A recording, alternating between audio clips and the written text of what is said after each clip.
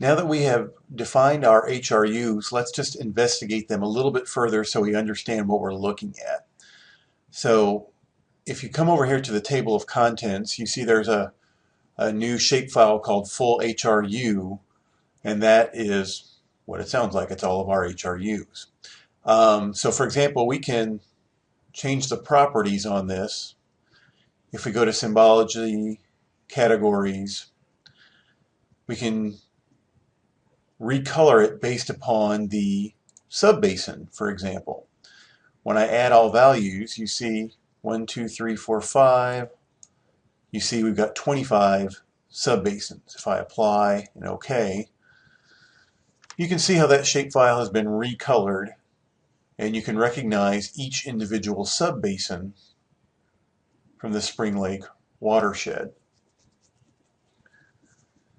And you can also look at the attribute table, and you see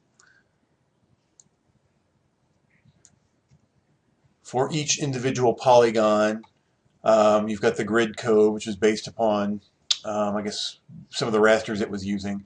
But for each polygon, it has the area of the polygon. Since this is in UTMs, I assume this is in square meters. What subbasin the polygon's in, what the land use is for the polygon, what soil type is for that polygon, what slope is that polygon, the average slope within that particular polygon, and the unique combination, and then the unique ID. And so if we just say selected one of these, and then zoomed to the selected, you can see, and that's hard to see because let's go back and change our symbology so that we're not color-coded by subbasin. And now you can see the object that I selected is highlighted here. And so that's this polygon. So this polygon is agriculture with 0 to 10% slope and a particular soil type. You'll notice that it's discontinuous. You'll notice that you've got an area here and here, right? But you've got some donut holes there. And so that means that this entire polygon that's selected is expected to respond in the same way to a particular precipitation event. And so this particular polygon is going to allow a certain amount of water to go to filter into the stream and is going to export a certain amount of soil within this subbasin. So if you select a different HRU, and you see here you've got a slightly different soil type, if we look at the table, you see the soil code is different, but the slope is the same and the land use is the same.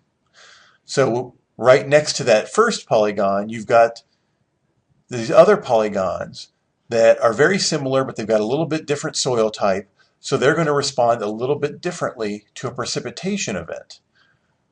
But all of these little polygons are all summed, and their response is all summed for this subbasin. So the soil that exports from here and here and here and here and here eventually is all going to end up in this stream, and it's going to leave the subbasin through this point. So that's the idea of an HRU. If we look at the first HRU, it too is going to export water and soil through this point with the same precipitation event, but it's going to do so at a little bit different rate because it has a little bit different soil. So that's the idea behind HRUs. The other take-home message from this is that now that you have this polygon, you can recolor things and you can make different maps based upon the different HRUs or the different subbasins or anything that's in this attribute table. And so now you can further extend your analysis in that way.